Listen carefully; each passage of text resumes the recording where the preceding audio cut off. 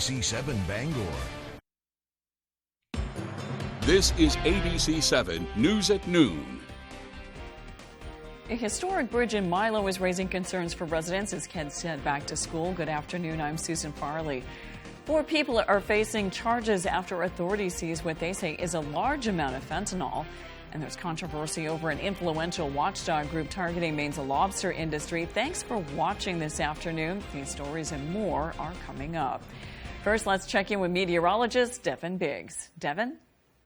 Hey Susan, happy Wednesday afternoon. Your first weather forecast brought to you by Luigi and Fredericks, across from Eastern Maine Medical Center, serving the greater Bangor area for over 65 years. Already some fog out there from earlier this morning, which knocked visibility down to even less than a mile in some spots. Now we're improving thanks to a lot of sunshine. Hardly any clouds out there, though, thanks to high pressure that is located right nearby. So a beautiful day on the way. You'll notice a few passing clouds from time to time, too, even with high pressure nearby. But a lot of the organized stuff is well out towards sea and off toward the north as well. So for us, we're in a calm zone at this point. Futurecast for today, a few passing clouds possible. Later on tonight, more clouds, even some fog on the way as we head towards tomorrow morning as well. So be ready for a little bit more fog. As for the wind, not too bad. Maybe a quick breeze up to 5 miles per hour, but remaining calm moving forward for today and also into parts of tomorrow. So for today, not too bad. Partly cloudy and warmer. Highs in the upper 70s as south breeze getting up to about 5 miles per hour or so. Later on tonight, lower 50s on the way. Partly cloudy, areas of dense fog again, and the wind overall looking nice and calm. And for tomorrow, upper 70s, mostly cloudy, a slight chance for a rain shower or two, and the wind overall looking nice and calm. Hourly forecast for the rest of the afternoon period. A mixture of clouds and sun from time to time. Temperatures making into the upper 70s. Your full 5-day forecast is coming up. Susan? Thank you, Devin. 4 people are facing charges after authorities seize what they say is a large amount of fentanyl coming into the state of Maine. 31-year-old Mark Jordan of Millbridge, 66-year-old Peggy Lou Stroud of Gouldsboro, 22-year-old Delvin Jose Peguero of the Dominican Republic in Lawrence, Massachusetts, and 25-year-old Yanari Areres de Jose's of Dominican Republic and Lawrence, Massachusetts, are all being charged with aggravated drug trafficking. On September 1st, Maine drug enforcement agents assisted by the Maine State Police executed a search warrant at a residence on the Dexter Road in Cambridge. MDEA Commander Peter Arno said the search yielded approximately 3.75 pounds of suspected fentanyl, along with approximately $13,000 in suspected drug proceeds.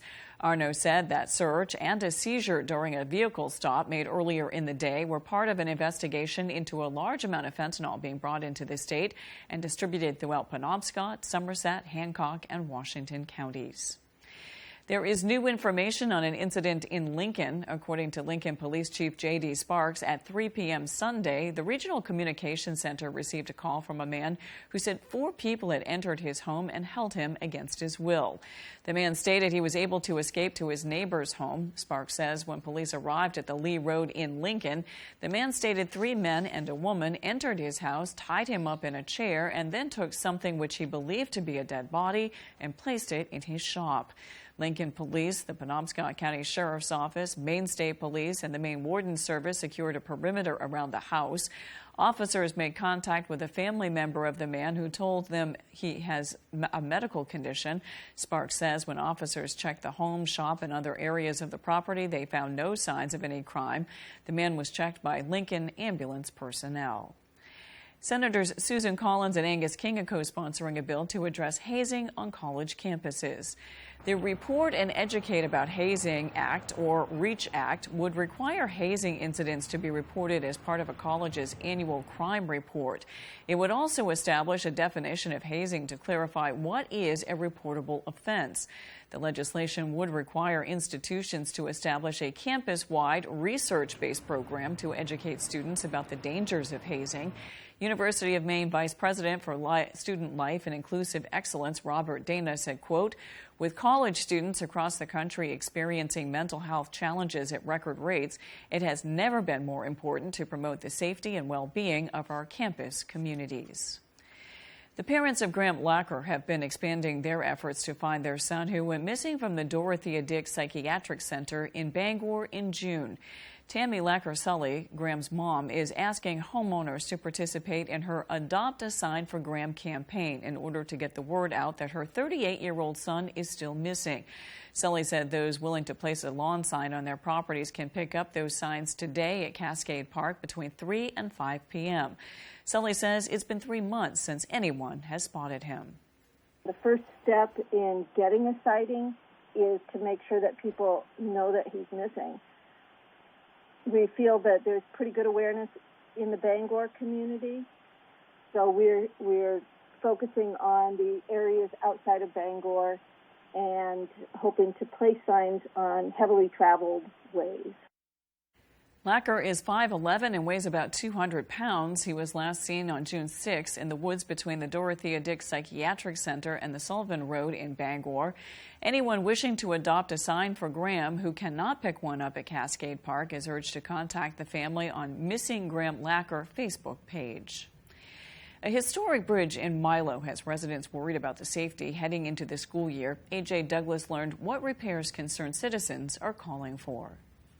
Community members say their concerns are rising as barriers like this go without any safety fencing.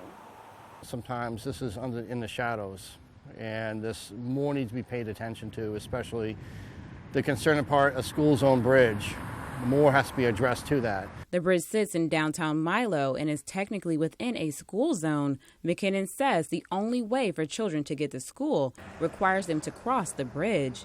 The original bridge was designed without any railing over the waterfall. If any kid were to lose their balance in that spot, can go right over the rail and fall into the waterfall. Another issue Milo residents shared was the number of logging trucks that rely on the bridge for travel. McKinnon describes the constant battle drivers must face to stay safe and share the road. They have to go into the oncoming lane of travel just to make the turn because the turn is too sharp for them. Usually, cars in the oncoming lane have to stop, let them make their turn, and proceed. We spoke to Region Manager for the Department of Transportation, Stephen Labarge. He says a wooden rail will be installed sometime this fall and that the DOT will continue watching safety concerns in the future. Labarge says the department is hoping to begin replacement construction within the next 3 to 4 years. In Milo, A.J. Douglas, ABC 7, Fox 22. There is controversy over an influential watchdog group targeting Maine's lobster industry and lobster itself. It put 14 types of fish, including Maine lobster, on its list of seafood consumers should avoid, even though lobster is safe to eat unless you're allergic to shellfish. Brad Rogers explains what's behind this and why lobstermen are boiling over the blacklist. Now is the next part, the tail. From the claws to the tail, lobster is what brings many tourists to Maine. We just traveled to Maine to eat lobster. But now the lobster industry says it's being blacklisted. The watchdog group Seafood Watch is telling people to avoid eating lobster because it claims lobster gear is killing endangered right whales. No one wants to know that their appetite for seafood is driving a species to extinction. Seafood Watch says the lobster industry must change their fishing practices to get off this list. But lobster industry advocates say they're already complying with every regulation to protect right whales. There's an incredibly high compliance with regulations around these protective measures. So it's very disappointing. Seafood Watch and government agencies say vertical lines and ropes are a leading cause of injury and death for the North Atlantic right whale. But Maine lobstermen who've been switching over to breakaway lines to protect the right whale say that's simply not true. A right whale's death or serious injury has never been attributed to Maine lobster gear. Right whale conservationists say the population has shrunk 30% in the past decade to where there are now fewer than 340 right whales. But Maine lobstermen argue most right whales are killed from ship strikes in Canadian shipping lanes. We're unfairly being targeted when the main problem is, again, ship strikes. Longtime lobsterman Richard Black, who's now using breakaway lines as required, says Seafood Watch is going after the wrong people. They're entirely misguided. Well-meaning people who have not a clue. The likelihood of a right whale going up into my gear is non-existent, but yet I still have to comply with all of these crazy mandates. As for tourists and seafood restaurants, they say blacklisting lobster is absurd. Sounds a little bit extreme to me, and I think they've already addressed the issues that were concerning. You know, if you want to complain about something, that's fine. Just don't get in the way of me eating what I want to eat. I don't think it's bothering the tourists a bit, because they're buying fish and lobsters every day. Coming up on ABC 7 News at noon, Maine's internet privacy law has withstood a challenge. We've got the details. That's next. ABC 7, Fox 22, and Tossie's Checkout and Convenience Store want to send you to see Sting live in concert on his My Songs tour with special guest Joe Sumner.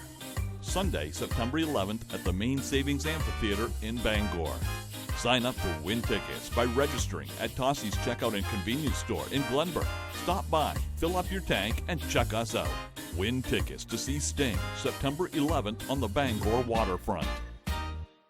If you've been injured and think you can't afford a lawyer, think again. They got my hospital and surgery bills paid for and got me $250,000. Call the twos. We win for you. Call 222-2222.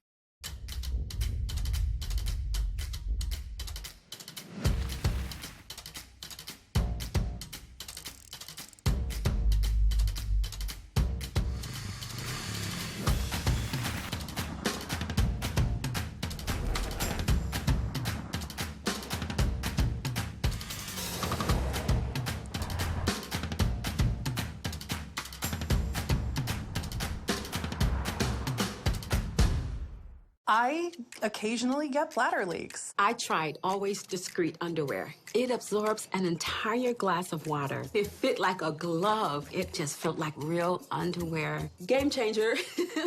It's the protection we deserve. Tide Pods Ultra Oxy one-ups the cleaning power of liquid. Can it one-up whatever they're doing? For sure. Seriously? One-up the power of liquid, one-up the toughest stains. Any further questions? One-up the power of liquid with Tide Pods Ultra Oxy. I'm Janine T. Girls, we already know who you are. Get to it. People think school starts when the kids get here, but it starts at development week. It's the calm before the storm. It's very zen, actually. A purchase didn't sit well with this furniture buyer. All sales are final. Well, I didn't see that because... Well, that's whether you saw it or not is irrelevant. But after a fight... It was disputed back and forth and back and forth. It's the store owner who's not feeling comfortable. I sent a mover to pick up the furniture. 5 pieces were missing. Yes. So he said, don't get anything. Right. Where's the rest of his stuff? Next Judge Judy. Wednesday at 5, only on ABC 7. You're watching ABC 7 Bangor.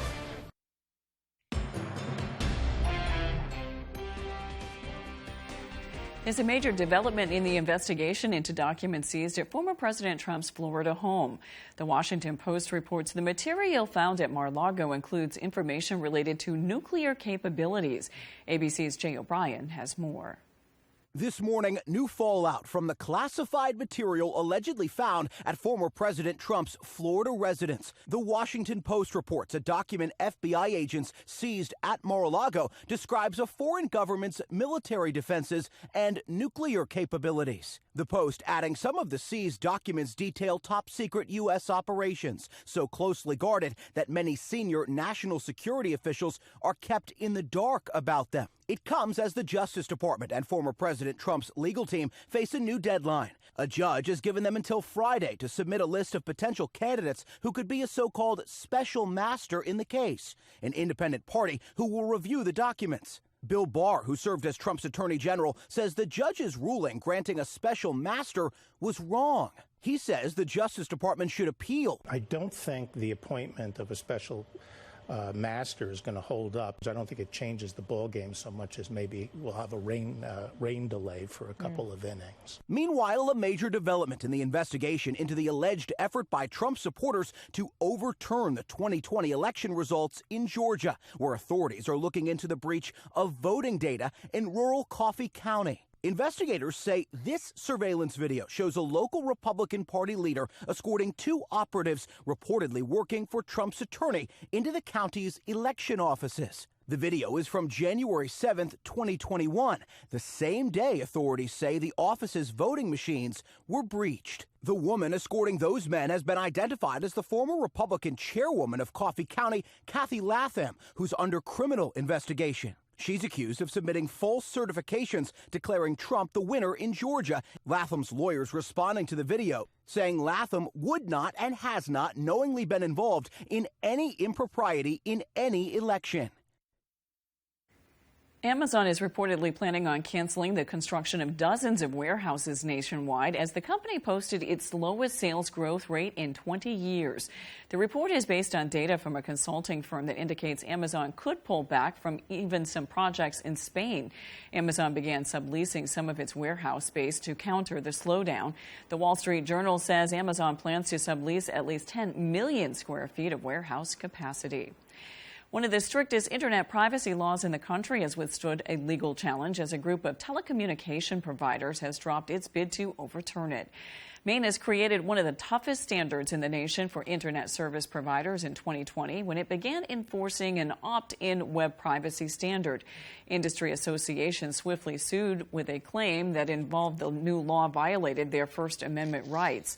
A federal judge rejected that challenge. Maine Attorney General Aaron Fry says the groups, which include the country's biggest telecommunication providers, filed to dismiss the lawsuit on September 2nd. A first-of-its-kind summit was held yesterday for those who teach people how to drive. That's next. We'll be right back. Ah, look at you. Taking control of your morning mood by starting the day with what makes you happy. McDonald's has enough breakfast options to make your mornings happy every single day. Taking control never tasted so good. Now, you can get a savory sausage McMuffin, sausage McGriddles, or golden hash browns. Choose any two for $3, only at McDonald's. Ba-da-ba-ba-ba. The better way to a better window. Renewal by Anderson. Just as cooler weather comes along, so does another great offer from Renewal by Anderson. All this month, $300 off each of our energy-efficient windows, $800 off each door, nothing down, no payments or interest for 12 months for qualified buyers. Schedule a free in-home consultation at rbagreatermaine.com. The better way to a better window. Renewal by Anderson. Hey Bangor residents, the City of Bangor is offering up to $2,000 in grants for income-eligible single-family homeowners if you install a new Fujitsu heat pump in your home. And Valley Home Services is an authorized Fujitsu installer. Up to $2,000. Combine that grant with rebates from Efficiency Maine, and you could have a new Fujitsu heat pump installed by Valley Home Services at little to no cost. Don't miss this incredible offer, Bangor. Call Valley Home Services today to see if you qualify. My insurance kept going up and up and up and up. I was getting a lot of mail about Medicare, getting pretty confused about it. I could never have navigated through the loopholes. Somebody said something about Senior Planning Center. I heard of Senior Planning Center, so we called them. Senior Planning Center was a lifesaver for us. I couldn't begin to do it all on my own, but Senior Planning Center did it all. Gave me all my options and signed me up with what I needed within an hour. Senior Planning Center helped us so much. Biggest help I could ever have asked for. What happened between Tuesday and Friday? Jared Golden broke his promise. Tuesday, Jared Golden campaigned as an independent fighter against Biden's spending that he knew would make inflation worse. But 3 days later, voted for Biden's newest spending bill that will raise taxes on nearly every Mainer, nearly double the IRS. And in Jared Golden's words, make inflation worse. Jared Golden broke his promise to Mainers. Congressional Leadership Fund is responsible for the content of this advertisement.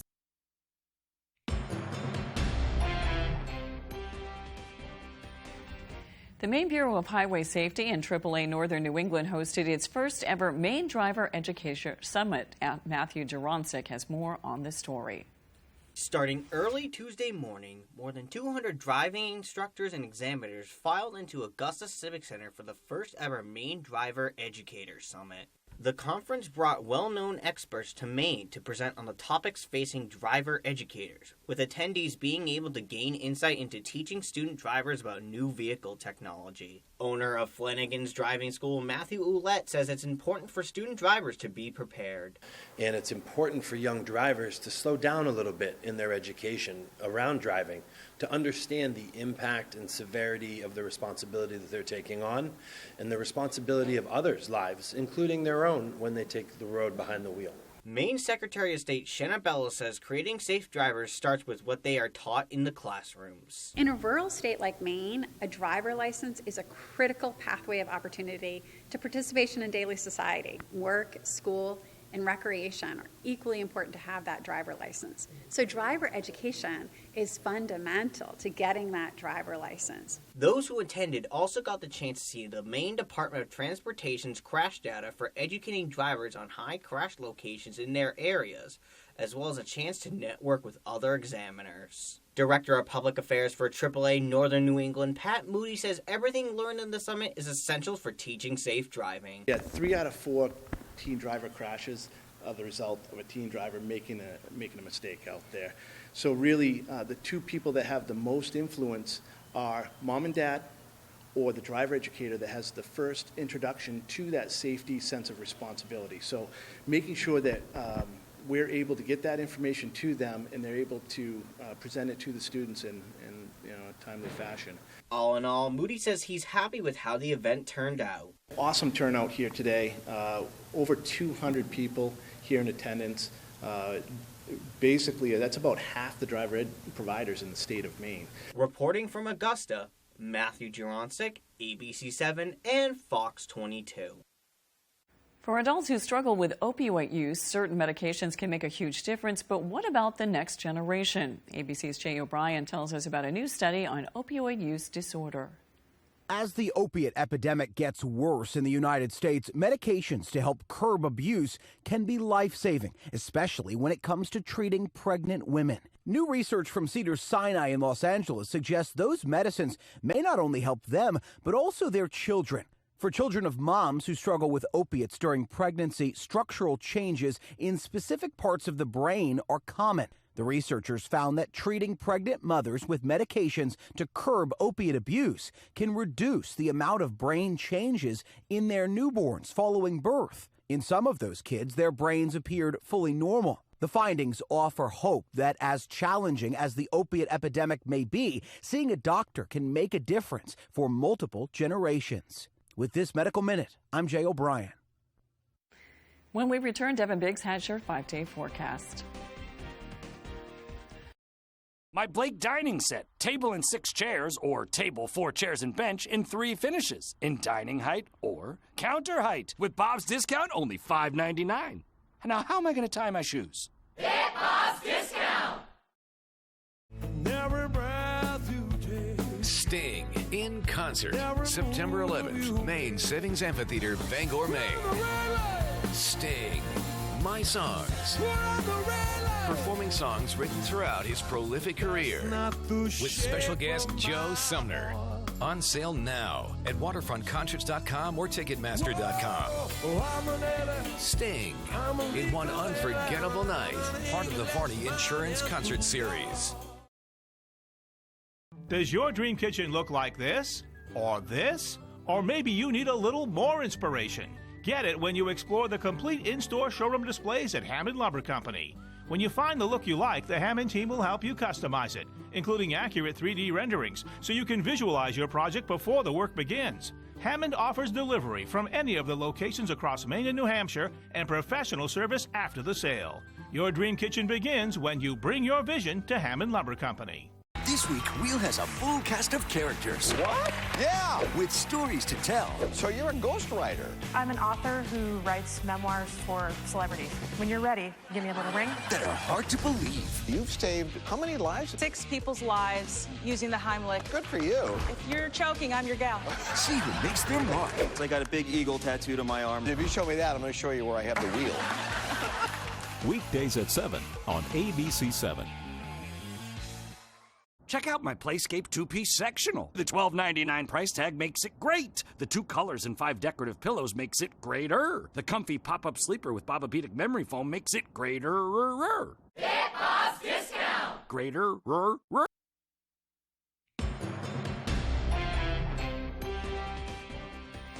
Changes are coming to the Herman Fire Department now that Fire Chief Frank Roma has announced he's retiring. Roma, who's had over 40 years of firefighting experience, has been at the helm of the Herman Department for the last 6 years.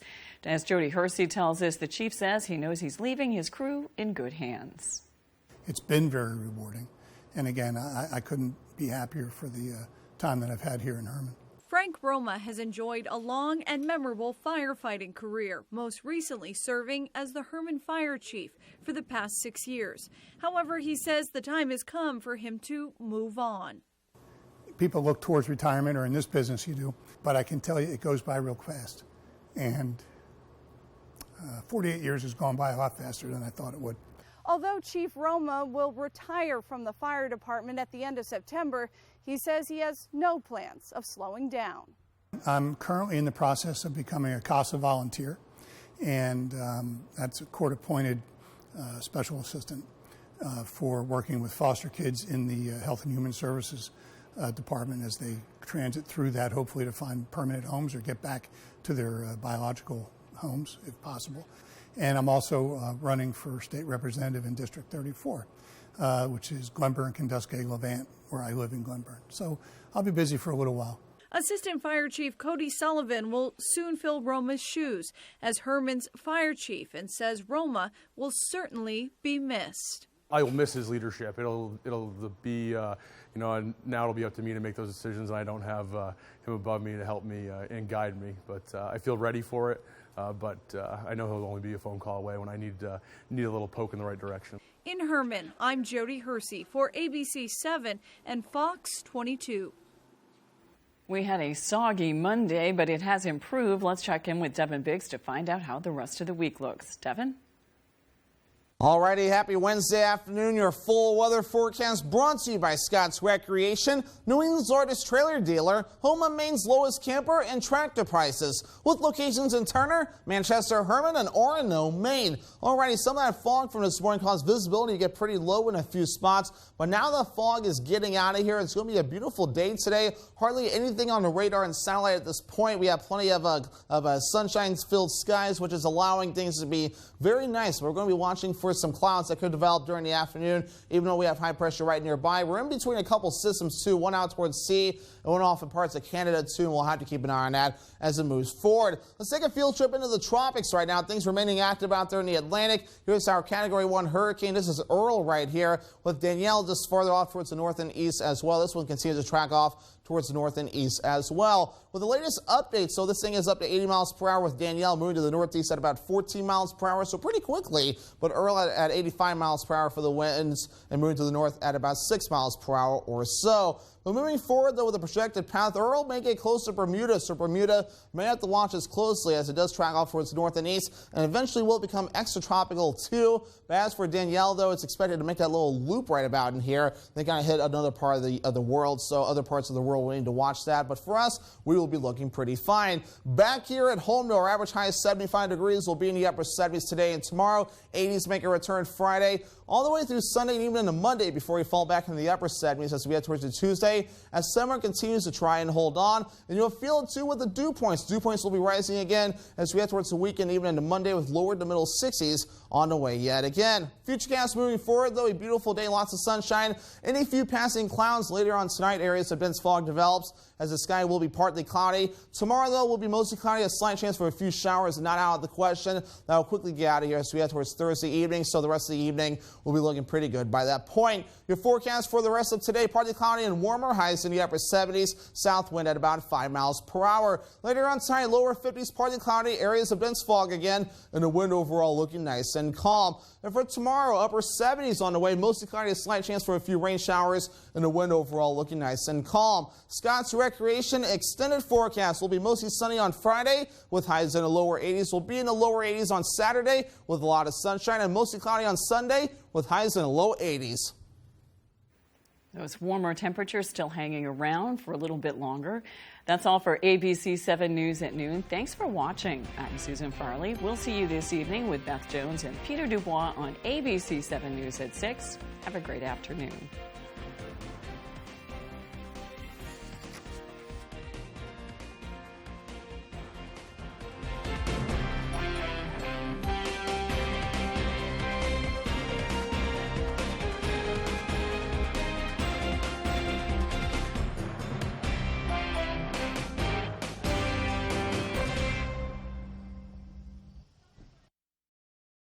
What I want you to hear today is we're there to listen, We also understand that this is a really hard step to take. And so we're going to help guide you. We're going to listen. You can call us anytime, 24/7. We want to hear from you. We want to hear what you need. And we're going to try our best to help fill those gaps as to where you're having barriers or you're meeting challenges. We just hope you call. You're watching ABC.